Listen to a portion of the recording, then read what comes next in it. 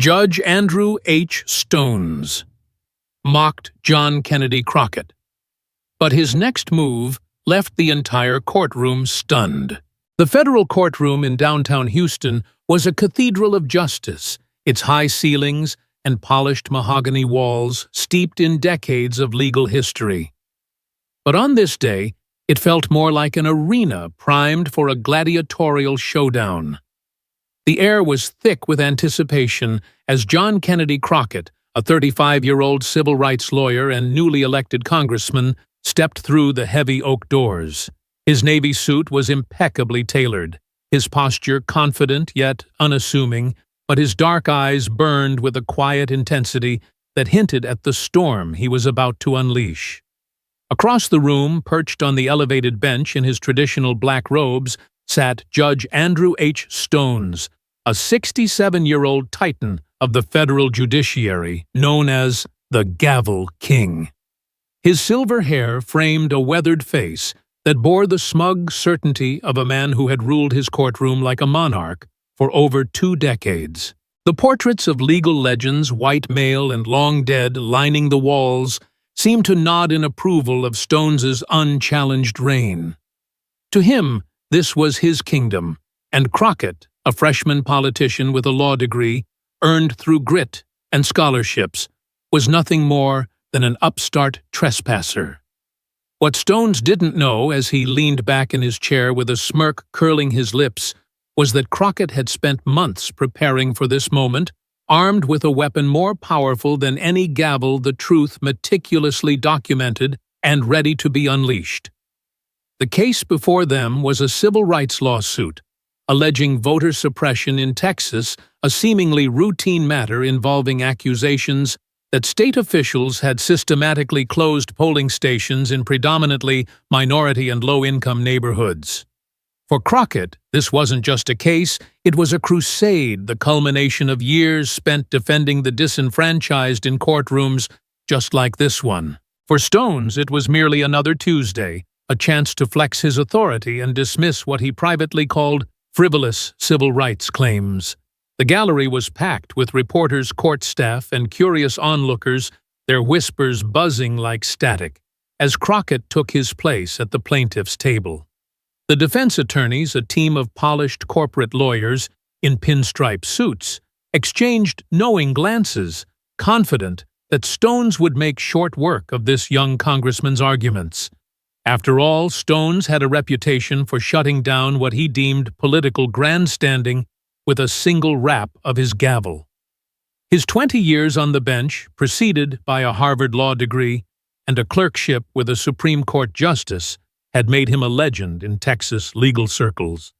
He came from old money, his family name etched into the state's judicial history, and he carried himself with the unshakable belief that his word was law. Crockett, by contrast, was everything Stones disdained about the changing face of America. Born in a working-class Houston neighborhood, he'd clawed his way through law school on scholarships, working nights to pay rent while studying in cramped apartments. As a civil rights attorney, he'd built a practice defending clients who couldn't afford justice people. Stones might have dismissed as troublemakers. His election to Congress, a stunning upset against a political heavyweight, had been fueled by a grassroots campaign promising to fight for the marginalized. At 35, Crockett was young black and unafraid to challenge the establishment qualities that made Stones visibly uncomfortable as he peered down from his bench. The proceedings began with a deceptively calm rhythm, but the tension was palpable from the first gavel strike. Crockett rose to deliver his opening statement, his voice steady and resonant. "Your Honor," he began, "the evidence will demonstrate a systematic pattern of voter suppression that violated the constitutional rights of over 30,000 Texas residents. This is not speculation. It's documented fact, supported by data witness testimony and video evidence." The words were precise, professional, but Stones barely seemed to listen. He leaned back, his fingers steepled and interrupted with a deliberate mispronunciation. "Congressman Crocker," he said, emphasizing the wrong name despite Crockett's earlier corrections. "These are bold claims. I trust you have more than campaign rhetoric to back them up." The gallery stirred, sensing the judge's disdain. Crockett's jaw tightened, but he pressed on, citing recent civil rights precedents with the fluency of a seasoned litigator. Stones, however, seemed determined to undermine him at every turn. He allowed the defense attorneys to interrupt Crockett mid-sentence, sustaining their objections before Crockett could finish his arguments. When Crockett referenced a 2000 Supreme Court ruling on voting rights, Stones rolled his eyes, a gesture so blatant that a reporter in the gallery scribbled it down furiously. The judge's behavior wasn't just dismissive, it was performative, a signal to the room that he viewed Crockett as an amateur playing at law. The first hour of the hearing was a masterclass in judicial condescension. Stones sustained every defense objection, even those that seemed flimsy to the seasoned court watchers in attendance. When Crockett presented statistical analysis showing that polling place closures disproportionately affected Black and Latino voters, Stones waved it off as speculative. When Crockett offered a sworn affidavit from a polling worker admitting to discriminatory practices, Stones questioned its authenticity without reading it. The defense attorneys, emboldened by the judge's bias, grew more aggressive, their objections coming faster and with less substance. Crockett, however, remained composed, his responses measured but firm, as if he were waiting for the right moment to strike. That moment came when he attempted to introduce video evidence, a move that would ignite the confrontation everyone in the room would later remember. Holding a tablet, Crockett announced, "Your Honor, we have security footage from 3 polling locations showing poll workers turning away eligible voters based on race and socioeconomic status. This is direct evidence of constitutional violations." Before he could continue, the lead defense attorney shot up.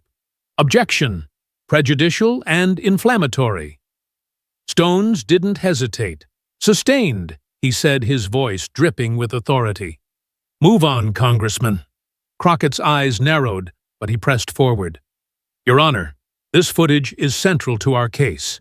It shows real-time violations of federal law." Stones cut him off, his tone sharper now. "I said move on. Unless you have something more substantial than amateur videos, you're wasting this court's time." The room fell silent, the weight of the judge's words hanging in the air. Reporters exchanged glances, sensing a story brewing. Even the defense team seemed surprised by Stones's outright dismissal, their confidence momentarily shaken. But Crockett didn't flinch. He stood perfectly still, his hands resting on the plaintiff's table, his expression unreadable. Then, in a move that would shift the entire dynamic of the trial, he spoke again. "Your Honor, with all due respect, this evidence is not amateur. It's verified, time-stamped, and admissible under federal rules of evidence." Stones's face reddened, unused to being challenged so directly. He leaned forward, his voice rising. "Congressman, I've been on this bench for over 20 years. I've seen every trick in the book. Cell phone videos and political stunts might play well on the campaign trail, but this is a court of law. Real law, not whatever they're teaching in law schools these days." Then came the laugh, a deep, condescending bellow that echoed through the courtroom like a slap. The gallery gasped, the sound so jarring that even the court reporter paused, her fingers hovering over the keyboard. Stones's laughter wasn't just dismissive. It was a declaration of dominance, a reminder that he held all the power. But he had miscalculated. Crockett's stillness took on a new quality, his silence not one of defeat, but of calculation. When he looked up at Stones, something had changed in his eyes. The professional courtesy was gone, replaced by a controlled fury backed by an encyclopedic knowledge of the law. The room seemed to hold its breath as Crockett spoke, his voice low, but cutting. "Your Honor, I'd like to approach the bench." Stones waved him off with a flick of his hand, his smirk returning. "That won't be necessary. Let's move on to your next political point." But Crockett didn't budge. Instead, he reached into his briefcase and pulled out a thick folder, its weight thudding onto the table with a sound that seemed to reverberate through the silent courtroom. "Your Honor," he said, his tone now carrying a steel edge that made every head turn. "Before we proceed, I believe there are some procedural matters this court needs to address." Stones's smirk faltered, his eyes narrowing as he sensed a shift he couldn't quite name. The defense attorneys exchanged nervous glances, and the reporters leaned forward, pens poised. "What procedural matters?" Stones asked, his voice betraying the first hint of uncertainty. Crockett opened the folder, the rustle of papers sounding like thunder in the hushed room. "Well, Your Honor," he said, a faint smile tugging at his lips, "it seems we need to discuss your judicial record in civil rights cases over the past decade. I've found it fascinating." The word fascinating hung in the air like a guillotine blade, and the courtroom braced for what was to come. A veteran reporter whispered to her colleague, "This is about to get explosive." She wasn't wrong.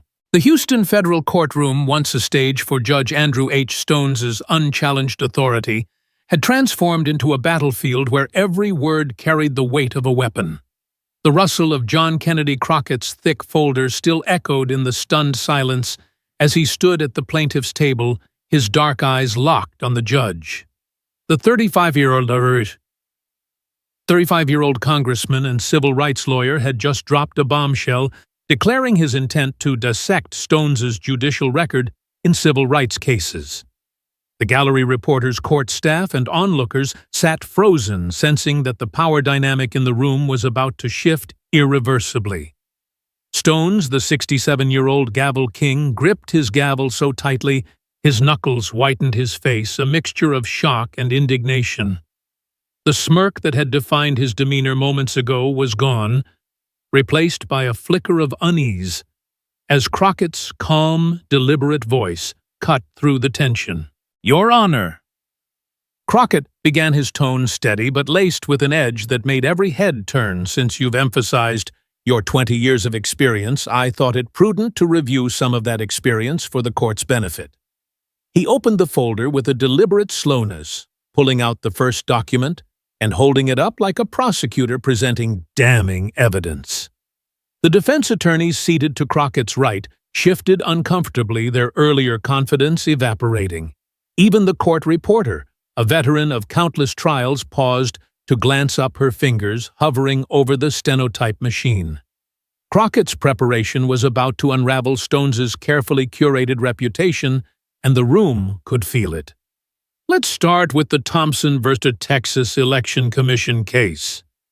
Crockett said, his voice rising slightly to ensure every word reached the gallery. 2 years ago, Your Honor, you presided over a voting rights lawsuit with striking similarities to this one.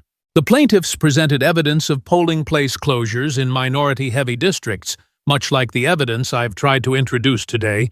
Do you recall your ruling? Stones's jaw tightened, but he remained silent, his eyes darting to the document in Crockett's hand.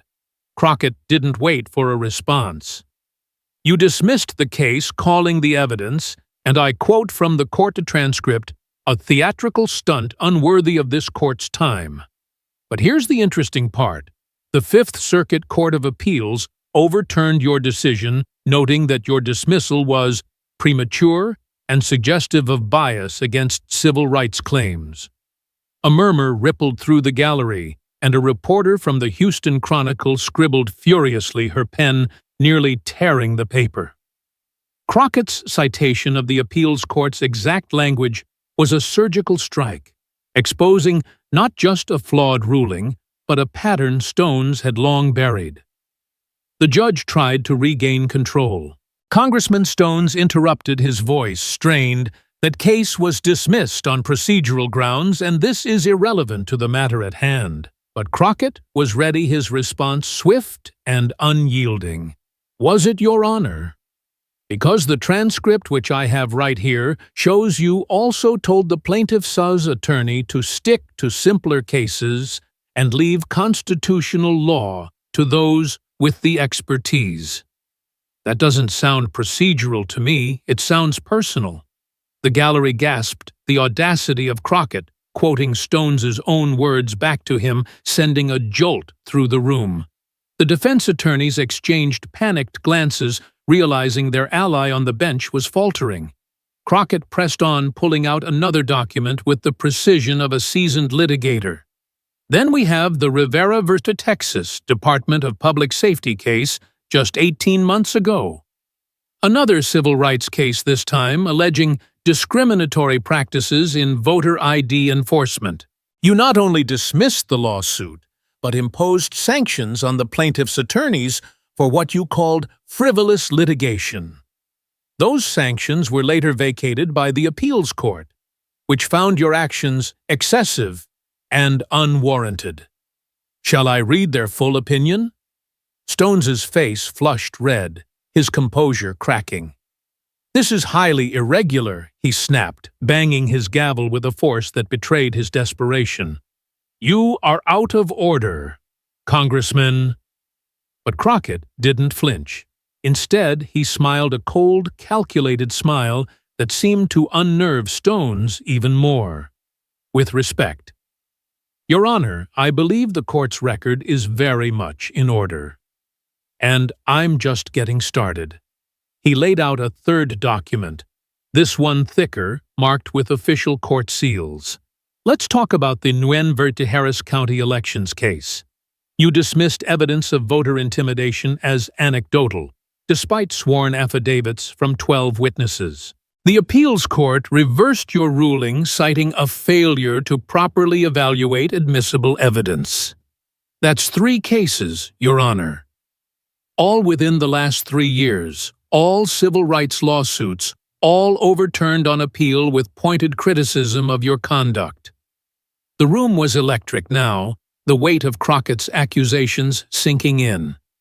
Reporters were typing on their phones live, tweeting the unfolding drama, while the defense team huddled in a frantic whisper, clearly unprepared for this turn of events.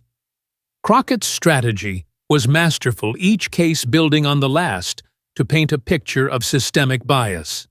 He didn't just list rulings, he wove a narrative using Stones's own words and the appeals court's rebukes to expose a pattern of dismissiveness toward civil rights. But the most troubling case, Crockett continued, his voice taking on a grave tone, is Davis v. Texas Attorney General. This one stands out, Your Honor, because it wasn't just a dismissal, it was a statement. During that trial, you told the plaintiff's attorneys, and I'm quoting directly from the transcript, "These people need to stop whining about every rule and learn to comply like everyone else." These people. Those words caused an uproar, and for good reason. The gallery erupted in whispers, the phrase, "these people," carrying an unmistakable implication of prejudice. Crockett paused, letting the words hang in the air before delivering the final blow. That case was reversed on appeal, and your conduct was referred to the Judicial Conduct and Disability Committee for investigation. The investigation was inconclusive, but I wonder, Your Honor, what they'd say if they saw this pattern, 3, 4, 5 cases all showing the same disregard for civil rights claims, all backed by official records. He gestured to the stack of documents on the table, a visual testament to his exhaustive research. Stones was visibly shaken now. His earlier arrogance replaced by a pallor that made him look years older. He tried to interrupt again, his voice hoarse. This is a courtroom, not a political rally. You will cease this spectacle." But Crockett's momentum was unstoppable. "This is no spectacle, Your Honor. This is accountability. And I move that this court recuse itself from this case due to a demonstrated pattern of bias against civil rights plaintiffs." I further move that the case be transferred to a judge who can evaluate the evidence without the weight of this documented history." The room exploded into chaos. Reporters scrambled to capture every word the defense attorneys argued among themselves, and court staff whispered in disbelief. Crockett stood tall, his folder open before him, a symbol of preparation and courage. He had turned the tables, transforming Stones's courtroom into a stage where justice, not power, held sway. As the judge sat speechless, the weight of Crockett's evidence pressing down on him, a veteran observer in the gallery leaned toward his colleague and muttered, "He's done it. He's broken the gavel king." The echo of Judge Andrew H. Stones's gavel, a feeble tap that signaled a recess, lingered in the Houston federal courtroom like the final note of a requiem. The room, moments ago a crucible of confrontation, now buzzed with frenetic energy as reporters bolted for the exits, their phones already buzzing with breaking news alerts. John Kennedy Crockett, the 35-year-old congressman and civil rights lawyer, calmly gathered his meticulously prepared documents, his face betraying no hint of the seismic victory he had just achieved. The stack of folders on the plaintiff's table stood as a monument to his months of research, a testament to how one man's courage and preparation had dismantled the reputation of a federal judge who had ruled unchallenged for 20 years. Judge Stones, the once invincible gavel king, sat slumped on his bench, his silver hair disheveled, his face drained of color. The 67-year-old jurist who had laughed off Crockett's evidence mere hours ago now faced the unraveling of his career, his legacy crumbling under the weight of irrefutable evidence. The courtroom staff, usually stoic, whispered urgently among themselves while the defense attorneys huddled in a corner, their strategy in tatters. Outside, the world was already catching fire with the story of Crockett's takedown, a moment that would ripple far beyond the walls of this Texas courthouse and redefine the fight for judicial accountability. As the doors swung open, the story exploded onto the digital stage. Within minutes, grainy cell phone videos from the courtroom's public gallery flooded social media, capturing Crockett's methodical dismantling of Stones's record. On X, the hashtag Crockett v. Stones surged to the top of global trends, amassing millions of views before the judge had even left the building. TikTok creators, ever quick to seize a viral moment, stitched together clips of Crockett, laying out document after document, overlaying dramatic orchestral scores and slow-motion effects to amplify his most piercing lines. One video with over 20 million views zoomed in on Crockett's steely expression as he quoted Stones's infamous "These people" remark, captioned with, "When you come for justice, you better bring receipts." The mainstream media followed suit, with CNN and MSNBC interrupting their broadcast to report on what they called a historic courtroom showdown. The Houston Chronicle published a front-page story titled, "Congressman's Evidence Rocks Federal Court," while the Texas Tribune revealed they had been quietly investigating Stones for months, but lacked the documented proof Crockett had so masterfully presented. Even conservative outlets, typically skeptical of civil rights advocates, struggled to dismiss the weight of Crockett's evidence, with one Fox News commentator admitting, "The man brought a library of court records. You can't argue with that." The next morning, the courthouse was eerily quiet. Judge Stones did not return to the bench.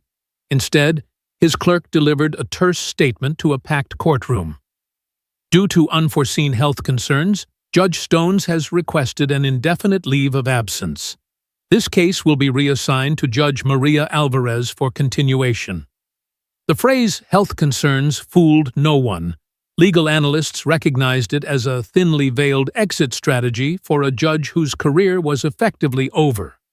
Under Judge Alvarez, a respected jurist known for her impartiality, the voter suppression case took a dramatic turn. The video evidence Stones had dismissed as amateur was admitted without objection, becoming the cornerstone of a federal investigation into Texas's electoral practices. Within weeks, the case culminated in a landmark ruling.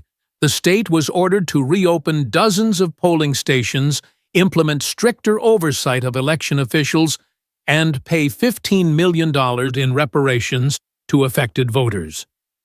The decision was hailed as a triumph for voting rights, but for those who had witnessed Crockett's performance, it was clear that his courage had paved the way. The fallout extended far beyond the case itself. The Judicial Conduct and Disability Committee, spurred by Crockett's dossier, announced a formal reinvestigation into Stone's conduct, citing new and compelling evidence of potential bias. 4 of the cases Crockett had highlighted were reopened, with plaintiffs' attorneys filing motions to revisit rulings tainted by Stone's documented prejudice. The Justice Department launched a broader review of civil rights cases from Stone's court, a move that sent shockwaves through the federal judiciary. 6 months later, Stone's quietly retired, citing a desire to focus on family. His departure was met with little fanfare, a stark contrast to the swagger he had once wielded. His replacement, appointed with bipartisan support, was a civil rights attorney whose career mirrored Crockett's, a poetic shift that underscored the changing tide. For Crockett, the victory was both a personal vindication and a springboard for a larger mission. His congressional office became a hub for civil rights attorneys nationwide who flooded his inbox with stories of judicial bias in their own jurisdictions. Law schools from Stanford to Howard invited him to lecture on what was now dubbed the Crockett Strategy, a methodical approach to exposing judicial misconduct through exhaustive research and fearless advocacy. The American Bar Association, responding to the public outcry, revised its guidelines for reporting judicial misconduct, making it easier for attorneys to challenge biased judges. The Judicial Conference, the governing body of federal courts, mandated annual training on implicit bias, a policy shift directly traced to Crockett's showdown. His files, now preserved in the National Archives, became a resource for scholars and advocates studying the fight against systemic prejudice in the judiciary. Politically, Crockett emerged as a force within the Democratic Party, his blend of legal expertise and moral clarity making him a sought-after voice on judicial reform. Republican critics, who had once derided him as a showboating politician, grew noticeably restrained, wary of challenging a man whose arguments were backed by unassailable evidence. More than the accolades, though, Crockett's triumph inspired a movement. Across the country, young lawyers, particularly women and minorities, began adopting his research tactics, filing challenges to biased judges in states from Georgia to California. The Crockett Protocol, as legal journals called it, became a playbook for accountability, proving that institutional power could be toppled with preparation and principle. In interviews, Crockett remained focused on the broader fight. This was never about one judge or one case, he told NPR. It's about ensuring the law serves everyone, not just those who look like the people in power. He used his platform to advocate for systemic changes, transparent judicial performance metrics, mandatory demographic reporting of case outcomes, and streamlined processes for addressing misconduct. His story, more than a viral moment, became a symbol of possibility, a reminder that one person armed with truth and tenacity could reshape a system long resistant to change. For every attorney who had faced a dismissive judge, for every client whose rights had been ignored, Crockett's victory was a beacon proving that justice, though hard-won, was within reach. John Kennedy Crockett's battle against judicial bias is the kind of story that drives our channel to keep uncovering truth and celebrating courage. Your donations fuel our work, helping us bring these transformative moments to light and inspire change. Every contribution, big or small, keeps us telling the stories that matter. Please visit Insert Link to donate. and join our mission to amplify the voices fighting for justice. Thank you for being part of this movement.